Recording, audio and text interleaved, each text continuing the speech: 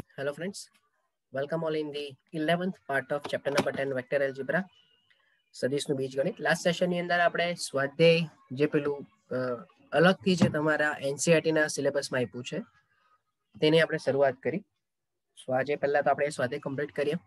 Okay, સો આજનું session start કરીએ. But session start કરતા પહેલા જો ચેનલ સબસ્ક્રાઇબ કરવાનું બાકી હોય તો સબસ્ક્રાઇબ કરો કે જેથી ફર્ધર વિડીયોઝ માટે તમને નોટિફિકેશન મળતી રહે. ઓકે, સો આજનું સેશન સ્ટાર્ટ કરીએ. સો આજના સેશનનો જે ફર્સ્ટ ક્વેશ્ચન છે, લાસ્ટ સેશનમાં આપણે ક્વેશ્ચન નંબર 3 સુધી વાત કરેલી. સો આજે આપણે ક્વેશ્ચન નંબર 4 થી આગળ કન્ટિન્યુ કરીએ. ફોર્થ નંબરમાં બે પાર્ટમાં ક્વેશ્ચન છે કે એ બાર બરાબર તમને આપ્યું છે 111, બી બાર બરાબર છે 100 ને સી બાર બરાબર છે C1, C2 અને C3. સો પહેલા કેસમાં છે કે જો C1 બરાબર 1 અને C2 બરાબર 2 હોય અને એ બાર બી બાર સી બાર સમતલીય બને તો એને માટે C3 શોધો. સો ક્લિયર છે કે જો એ બાર બી બાર સી બાર સમતલીય હોય તો box of a bar b bar c bar 0 થશે. 1 1 1 1 0 0, C1 એટલે 1, C2 એટલે 2 ને અહીંયા C3 બરાબર 0. સો સિમ્પલ વે થી તમે સેકન્ડ રો થી એક્સપાન્શન આપી દો તો -1 into C3 -2 equals to 0. So clear છે કે C3 બરાબર 2 મળી જશે. બહુ સિમ્પલ ક્વેશ્ચન થઈ ગયો ભાઈ આ તો. એવું બીજું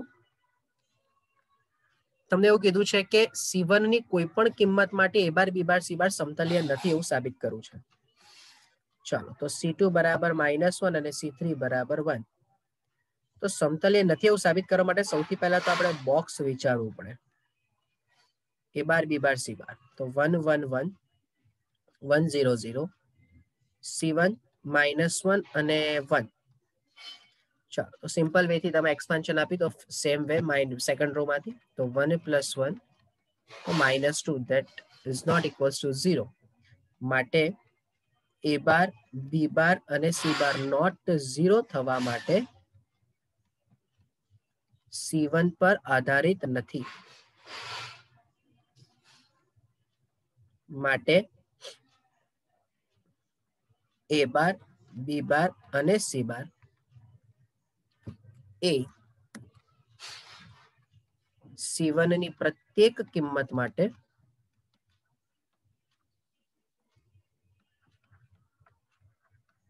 સમતલીય નથી. કારણ કે ક્લિયર દેખાય છે ને ભાઈ કે C1 તમે વિચારો કોઈ પણ કિંમત મૂકો, અહીંયા C1 ની તમે કોઈ પણ કિંમત મૂકો, C1 તો કોઈ બી રીતે આ વિસ્તરણમાં આવતું જ નથી. તો એને જે પૂછ્યું છે આપણને એ સાબિત થઈ ગયું કે C1 ની કોઈ પણ કિંમત માટે એ બાર બી બાર સી બાર સમતલીય નથી. રાઈટ? બહુ સરળ ક્વેશ્ચન. જો સમજો હવે આ જે દાખલો છે ને સેકન્ડ નંબરનો ભાઈ, એમાં બિંદુઓ આપ્યા છે. તમારે બિંદુઓને સમતલીય સાબિત કરવા છે. એટલે આપણે ધારી લઈએ કે ભાઈ ધારો કે A of 4, 8 અને 12, B of 2, 4 અને 6, C of 3, 5, 4 અને D of 5, 8, 5. બેઝિકલી આ દાખલો છે ને ભાઈ નેક્સ્ટ ચેપ્ટરમાં આવવો જોઈએ, ત્રિપરિમાણીય ભૂમિતિમાં. હવે એને અહીંયા ઉપર આપણને આપ્યું જ છે તો હવે આમાં આપણે કઈ વધારે કરી નથી શકવાના. તો આપણે શું કરીએ, આપણે પહેલા તો 3 સદિશ લેવા પડે. ધારો કે 4 બિંદુ હોય બરાબર, તો એ 4 બિંદુમાંથી પસાર થતા તમારે મિનિમમ 3 સદિશો લેવા પડે. બરાબર, તો અહીંયા આપણે ધારી લઈએ કે ધારો કે x બાર બરાબર સદિશ AB એટલે 2 4 6 -4 8 12 એટલે -2 -4 -6. y બાર બરાબર સદિશ BC ધારી લઈએ એટલે 3 5 4 -2 4 6 એટલે 1 1 -2 બરાબર. અને z બાર બરાબર સદિશ CD ધારી લઈએ તો 5 8 5 -3 5 4 તો 2 3 અને 1. અને હવે આપણે આ ત્રણ સદીશો વડે એક બોક્સ શોધી લઈએ, એક્સ બાર વાય બાર ઝેડ બાર. હવે એનું કારણ સમજાવો કે જો હવે આ ત્રણ સદીશો વડે બનતા બોક્સનો જવાબ 0 આવશે તો એક્સ બાર વાય બાર અને ઝેડ બાર સમતલીય છે, બરાબર. અને જો આ ત્રણ સદીશો વડે સમતલીય થઈ ગયું ધેટ મીન્સ કે આ ચારે ચાર બિંદુઓ પણ સમતલીય થઈ જશે, બરાબર. કારણ કે આપણે જે શરત ભણ્યા છે ભાઈ એ કોના દ્વારા ભણ્યા છે? સદીશો માટેની શરત ભણ્યા છે. જ્યારે અહીંયા તમને બિંદુ આપ્યા છે એટલે એઝ આપણે સૌથી પહેલું શું કર્યું? ચાર બિંદુઓમાંથી ત્રણ સદીશો મેળવી લીધા. અને હવે આપણે આનો જવાબ શોધી લઈએ. તો -2 into 1 + 6 + 4 into 1 + 4 અને -6 into 3 - 2. 6 ને એક સાથે એટલે -14 + 20 અને અહીંયા -6. 20 - 20 એનો મીનિંગ કે box of x bar y bar અને ઝેડ બાર 0 હોવાથી સદિશ AB, સદિશ BC અને સદિશ CD સમતલીય થાય. અને જો આ સમતલીય હોય તો એનો મીનિંગ કે બિંદુઓ ABCD પણ સમતલીય થાય. ઓકે, સો આ વસ્તુ ખાસ ધ્યાન રાખવાની. જ્યારે પણ બિંદુ આપ્યા હોય અને સમતલીયની શરત સાબિત કરીએ તો સૌથી પહેલું તમારે એ બિંદુ પરથી શું લેવા પડશે? સદિશ લેવા પડશે. ઓકે, તો જો હવે એવું જ કંઈક છે. તમને એ કીધું છે કે ચાર બિંદુઓ સમતલીય હોય તો એક્સ શોધો. તો એઝ ઇટ ઇઝ ફરીથી જે આપણે ઉપર કર્યું એ જ કે સદિશ AB પહેલા લઈ લઈએ. તો 4x5 -3 to 1 એટલે 4 - 3 1, x - 2 અને 5 - 1 4. હવે ધારો કે અહીંયા કોઈને એમ થતું હોય કે ભાઈ મને x એક જ વખત લાવવો છે તો y બાર બરાબર તમે સદિશ CD લઈ લો. CD એટલે 6 5 - 1 -4 2 -2. તો 6 - 4 2, 5 - 2 3 ને -1 + 2 એટલે +1. અને ત્રીજો સદિશ ઝેડ બાર તરીકે AD પણ લઈ લેવાય, કઈ જ વાંધો નથી. જો ચાર બિંદુ આપ્યો હોય ને તો ચાર બિંદુઓમાંથી ધારો કે આ ABCD આપણે લઈએ, બરાબર. તો તમે એ પણ લઈ AB સદિશ લઈ લો, AD સદિશ લઈ લો, CD સદિશ લઈ લો. કોઈ પણ ત્રણ સદિશ મને જોઈએ, જરૂરી નથી કે AB BC ને CD જ હોય. ઓકે, ચાલો, પણ ચારે ચાર બિંદુઓનો એક એક વખત ઉપયોગ થઈ જવો જોઈએ, કન્ફર્મ, બરાબર. તો જો અહીંયા AP આવી ગયું, CD આવી ગયું અને AD આવી જશે, બરાબર. તો હવે AD એટલે શું થશે? 6 5 -1 -3 to 1. કહેવાનો મીનિંગ એવો છે કે કોઈ બંધ લૂપ નહીં બનવી જોઈએ. ધારો કે અહીંયા A બિંદુ, અહીંયા B બિંદુ, અહીંયા C બિંદુ ને અહીંયા D બિંદુ. કોઈ કે સર AB, A થી B પછી B થી C અને A થી C લઈને આમ બંધ લૂપ બનાવી દે તો એવું નહીં થવું જોઈએ, સમજો. કારણ કે આપણને બધાને ફિઝિક્સનો નિયમ ખબર છે કે આવું કોઈ એક બંધ લૂપ હશે તો એનું તો પરિણામી 0 જ આવવાનું છે, સમજો. અહીંયા શું કર્યું? મેં AB લીધું, ત્યારબાદ CD લીધું અને પછી મેં AD લીધું. એટલે અહીંયા કોઈ બંધ લૂપ નથી બનવાની. એટલે ચારે ચાર બિંદુઓનો એક એક વખત તો એટલીસ્ટ ઉપયોગ થઈ જવો જોઈએ, બરાબર. એટલે અહીંયા 3, અહીંયા 3 અને અહીંયા -2. ચાલો, અહીં x બાર y બાર z બાર સમતલીય હોય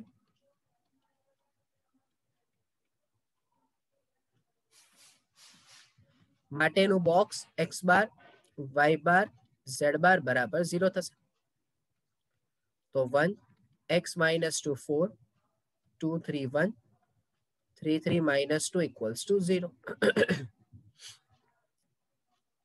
તો -6 - 3 -x - 2 -4 - 3 +4 into 6 - 9 = 0. એટલે -9 - x - 2 એટલે અહીંયા -7 અને +4 into -3 = 0. તો -9 - +7x - 14 અને -12 = 0. તો 7x = 14 and 9 23 અને 12 એટલે 35. તો x = 5 આવી જશે. ઓકે, સો આ પણ સિમ્પલ વેનો ક્વેશ્ચન છે. આ દાખલો ઇમ્પોર્ટન્ટ કહેવાય, નંબર 7. અને તમે બે રીતે સોલ્વ કરી શકો. નિશ્ચયકની મદદથી પણ સોલ્વ કરી શકશો.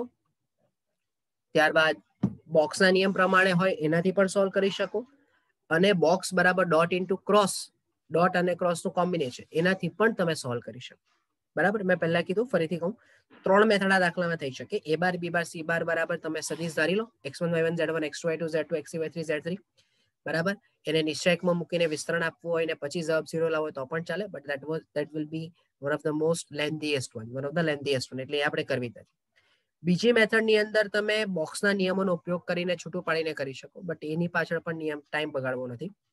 બરાબર, આપણે એવું કરીએ કે સૌથી પહેલું તો આનું બોક્સ બરાબર 0 લઈ લે. તમને એવું કીધું છે કે અહીં જો ધ્યાનથી સમજો, a bar plus b bar, b bar plus c bar, c bar plus a બાર સમતલીય હોય. ચલો, હવે આ સમતલીય છે એનો મિનિંગ શું? કે a bar plus b bar, b bar plus c બાર અને c બાર પ્લસ a બાર બરાબર 0. હવે જો મારે બોક્સના નિયમનો ઉપયોગ કરીને કરવું છે તો તમે નિશ્ચયકનો નિયમ વાપરો અહીંયા, એટલે બોક્સ બરાબર નિશ્ચયક જ થયો, એટલે એનો મિનિંગ કે તમે a બાર પ્લસ b બાર માંથી છૂટા પાડી શકો, b બાર પ્લસ c બાર માંથી છૂટા પાડી શકો, c બાર પ્લસ a બાર માંથી છૂટા પાડી શકો. બરાબર, પણ એવું નહીં કરવું હોય તો આપણે a bar plus b bar dot b bar plus c bar cross c bar plus a બાર, આપણે ખબર જ છે કે બોક્સ બરાબર ડોટ અને ક્રોસનું કોમ્બિનેશન હોય. ચાલો, તો અત્યારે a bar plus b bar as it is. ચલો, અહીંયા બ્રેકેટમાં b bar cross c bar, b bar cross a bar, c bar cross c બાર અને c બાર ક્રોસ a બાર. ચલો, તો a બાર પ્લસ b બાર, આ b bar cross c bar as it is, b bar cross a bar as it is, c bar cross c બાર એટલે 0 અને અહીંયા c bar cross a bar as it is. બહુ ધ્યાનથી સમજો. હવે શું કરીએ તો કે હવે આપણે આ a બાર પ્લસ b બાર નું આ ત્રણે સદિશો સાથે ડોટ એક એક કરીને, એટલે કે a bar dot b bar cross c bar plus a bar dot b bar cross a bar plus a bar dot c bar cross a બાર. ચલો, પ્લસ કરીને b bar dot b bar cross c bar plus b bar dot b bar cross a બાર અને b bar dot c bar cross a બાર બરાબર 0. હવે જો તમે થોડું logic વિચારો ને ભાઈ, આમાં થોડું લોજિક અહીંયા વિચારશો તો થોડું જગ્યાના પ્રોબ્લેમ લીધે હું અહીંયા લખી દઉં, નહીં તો કન્ફ્યુઝન થશે. બોલો, a bar dot b bar cross c બાર એટલે આ થઈ ગયું box of a bar b bar c બાર. ચલો, અહીંયા બોક્સ થઈ જશે a bar b bar a bar plus કરીને a bar c bar a bar plus b bar b bar c bar plus b bar b bar a બાર અને plus b bar c bar a બાર બરાબર 0.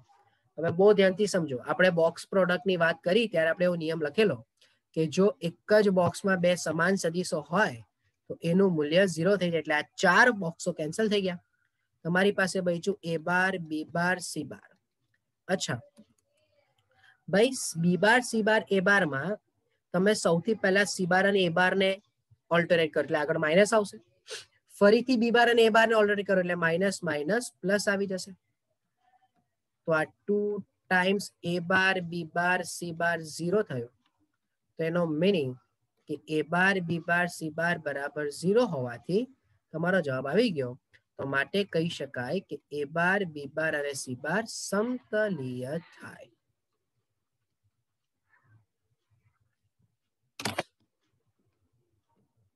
બરાબર, અને આ તમારા માટે સૌથી easy method થશે. બરાબર, જો મેં બહુ સિમ્પલ વે થી તમને બતાવ્યું છે. મેં પહેલા 3 સદિશ સમતલ્ય હોવાની શરત, બોક્સ બરાબર 0, બોક્સને લખી શકાય સદિશ ડોટ અંદર 2 નો ક્રોસ, પછી તો સીધું સાધું ક્રોસ ગુણાકારનો નિયમ વાપરી દીધો છે મેં ભાઈ. ત્યારબાદ દરેક બંને સદિશ a બાર અને b બાર સાથે આખા કૌંસનો ડોટ કરી દીધો, એટલે આ તમારા બધા અલગ અલગ શું થઈ ગયા, બોક્સ થઈ ગયા. ઓકે, સો હોપ કે આ પણ પોઈન્ટ તમારો ક્લિયર થયો હોય, રાઈટ. અને અહીંયા તમારું આ સ્વાધ્યાય પૂરું થાય તો હવે આપણે પ્રકરણ સ્વાધ્યાયની શરૂઆત કરીશું. ઓકે, સો પ્રકરણ સ્વાધ્યાયમાં પહેલો દાખલો છે કે XY સમતલમાં x અક્ષની ધન દિશા સાથે 30 ડિગ્રીનો ખૂણો બનાવતો સદિશ. હવે આપણને એવું ક્લિયર ખબર જ છે દરેકને કે ધારો કે આ XY સમતલ હોય, બરાબર, અને x અક્ષની ધન દિશા એટલે આ x અક્ષની ધન દિશા થઈ. ધારો કે આ કોઈ સદિશ છે કે જેનો આ થીટા એંગલ બને છે, તો આ સદિશને તમે કોઈ પણ એક r બાર બરાબર cos થીટા i કેરેટ વત્તા sin થીટા j કેરેટ તરીકે ઓળખશો. તે પણ કેવું છે? એકમ સદિશ છે. તો અહીંયા સિમ્પલ છે કે થીટા બરાબર કેટલું છે ભાઈ? 60 ડિગ્રી. તો cos 30 degree cos 30 degree i caret plus sin 30 degree j caret, બરાબર. એટલે r બાર બરાબર √3/2 i caret plus 1/2 j caret. That's it. આ તમારો આન્સર થઈ ગયો. હવે અગત્યનું એ છે કે તમને કીધું છે એકમ સદિશ છે. એકમ સદિશ એટલે આ સદિશનું જે બી માન હશે એ કેટલું હશે? 1 હશે. ઓકે, એટલે મેં સીધું જ cos theta i caret plus sin theta j કેરેટના સ્વરૂપમાં જવાબ લખી દીધો. ઓકે, ચલો નેક્સ્ટ ક્વેશ્ચન ની અંદર બિંદુ આપ્યું છે તમને p of x1 y1 z1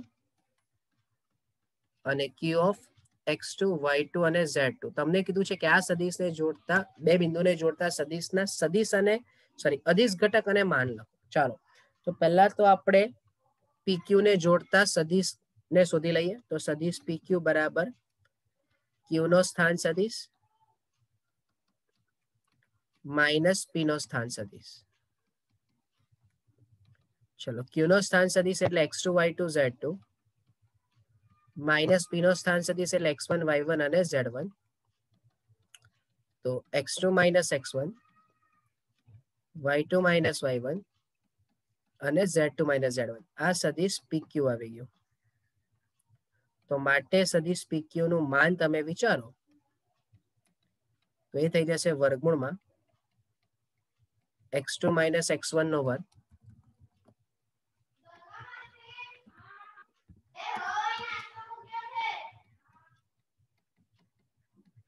વત્તા y2 માઇનસ y1 નો વર્ગ વત્તા z2 માઇનસ z1 નો વર્ગ. બરાબર, આ એનું માન થઈ ગયું ભાઈ. અને અદિશ ઘટકો કયા થયા? તો કે સદિશ PQ ના અદિશ ઘટકો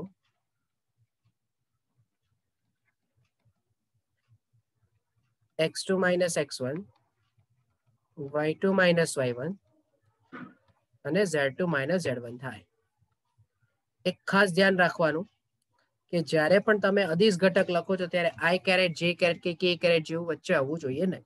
ઓકે, કોઈ બ્રેકેટ નહીં, કઈ જ નહીં. તમારે એને ઇન્ડિવિજ્યુઅલ બતાવવું પડશે. ઓકે, ચાલો ચાલો આજે થર્ડ નંબરનો દાખલો છે. બેસિકલી થોડું ઘણું ફિઝિક્સ ને રિલેટેડ છે, બટ હવે આપણે છે તો જોઈ લઈએ. તમને એવું કીધું છે કે એક છોકરી પશ્ચિમ દિશામાં 4 કિલોમીટર જેટલું ચાલે છે, પછી તે ઉત્તરથી પૂર્વ તરફ, ધ્યાનથી સમજો, ઉત્તરથી પૂર્વ તરફ 30 ડિગ્રી ના ખૂણે 3 કિલોમીટર ચાલે છે અને થોભે છે. તો મુસાફરીમાં પ્રારંભ બિંદુથી છોકરીનું સ્થળાંતર શોધો. બરાબર, એટલે તમારે બેઝિકલી શું કરવું છે તો કે સ્થાન સદિશ શોધવો છે. એક્ઝેક્ટ એન્ડ પર આવીને એનો કેટલો સ્થાન સદિશ હશે તે શોધવો છે. પહેલા આપણે થોડુંક ડાયમેન્શન ની અંદર આપણે એ વિચારી લઈએ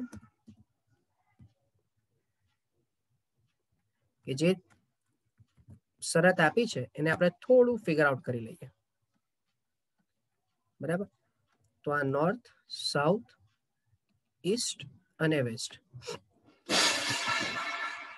સૌથી પહેલું તો તમને એવું કીધું છે કે પશ્ચિમ દિશામાં 4 કિલોમીટર ચાલે છે.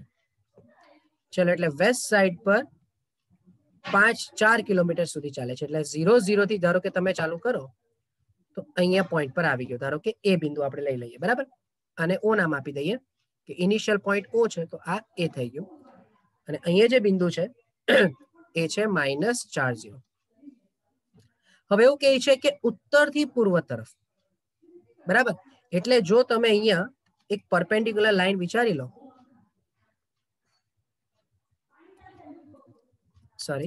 એક પરપેન્ડિક્યુલર લાઈન વિચારી લો, તો અહીંયાથી વળીને ઉત્તરથી પૂર્વ તરફ એ 3 કિલોમીટર જેટલું ચાલે છે. એટલે કમ્પલસરી એ અહીંયાથી કંઈક આ ડાયરેક્શનમાં જશે અને અહીંયા ધારો કે આપણે બી નામ આપી દઈએ.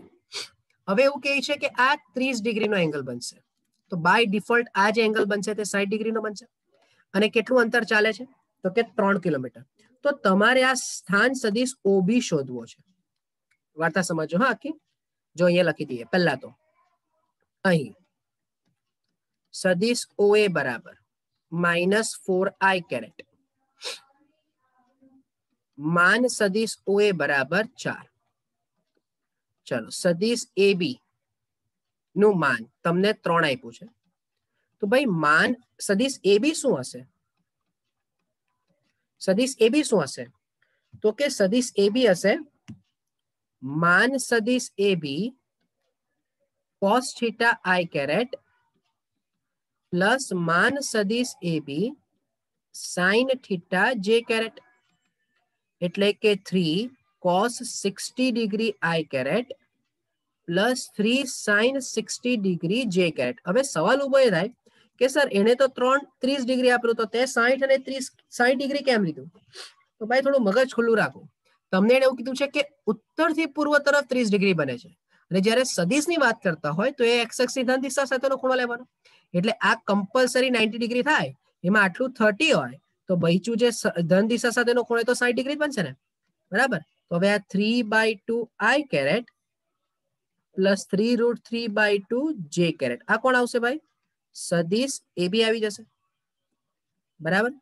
ચાલો તો હવે તમારી પાસે સદિશ OA છે. હા, સદિશ OA છે એટલે આ ડાયરેક્શનમાં સદિશ OA છે, આ ડાયરેક્શનમાં સદિશ AB છે. તો કમ્પલસરી સદિશ OB જે હશે તે શું હશે? પરિણામી સદિશ હશે.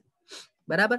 તો ત્રિકોણ OAB પરથી બોલો સદિશ OB બરાબર સદિશ AB વત્તા સદિશ OA એટલે 3/2 i caret plus 3√3/j caret plus -4i caret plus 0j caret.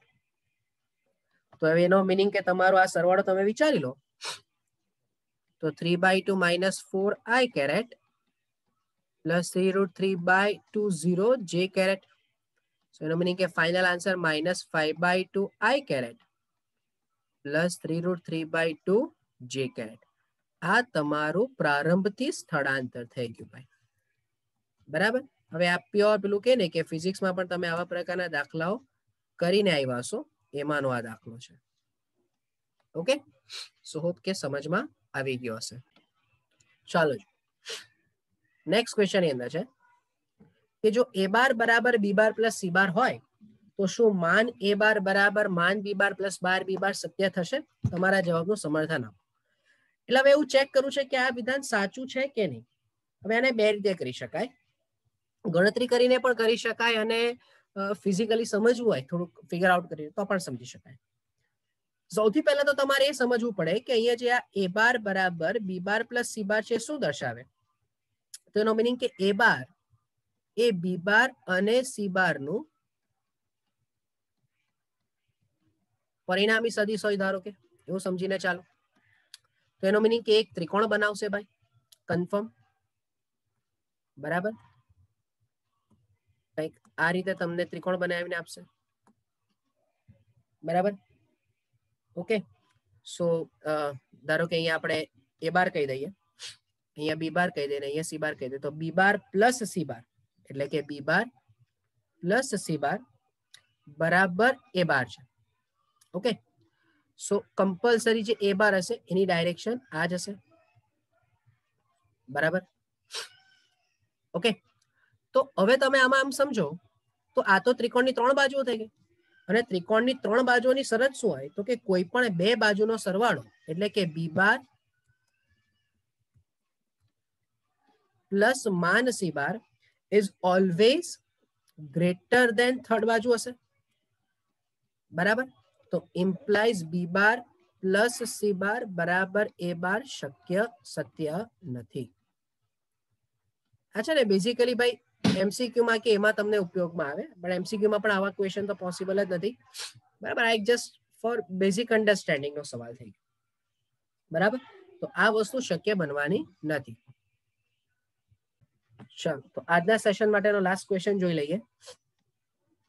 તમને પૂછ્યું છે કે x ના કયા મૂલ્ય માટે સદિશ, એટલે ધારો કે x બાર બરાબર x ઇન્ટુ 1 1 1, તો આને તમે x x x કહી શકશો. તો તમને કીધું છે કે x બાર x ના કયા મૂલ્ય માટે આ સદિશ એકમ સદિશ હોય, તો એનો મીનિંગ કે અહીં માનાંકમાં x બાર બરાબર 1 થઈ જશે. તો x square plus x square plus x square, તો રૂટમાં 3x સ્ક્વેર બરાબર 1, તો 3x સ્ક્વેર બરાબર 1, તો x સ્ક્વેર બરાબર 1/3, ઇમ્પ્લાઇઝ x બરાબર પ્લસ ઓર માઇનસ 1/√3. બહુ સરળ દાખલો હતો ભાઈ આ પણ, બરાબર. સો આ તમારો ફાઇનલ આન્સર થઈ ગયો. ઓકે, સો બાકીનું હવે આપણે નેક્સ્ટ સેશનમાં કરીશું, જે ઓલમોસ્ટ આ ચેપ્ટરનું લાસ્ટ સેશન હશે, કે જેમાં આપણે બાકીના પ્રકરણ સ્વાધ્યાયના દાખલાને ધ્યાનમાં લઈશું. ઓકે, સો ફોર ફર્ધર ડાઉટ્સ, કોઈ પણ ક્વેરી હોય, so you have my contact number, right, જેના થ્રુ તમે મને કોન્ટેક્ટ કરી શકો છો. ઓકે, સો નેક્સ્ટ સેશનમાં આ સ્વાધ્યાયને કન્ટિન્યુ કરીશું. Thank you from my side.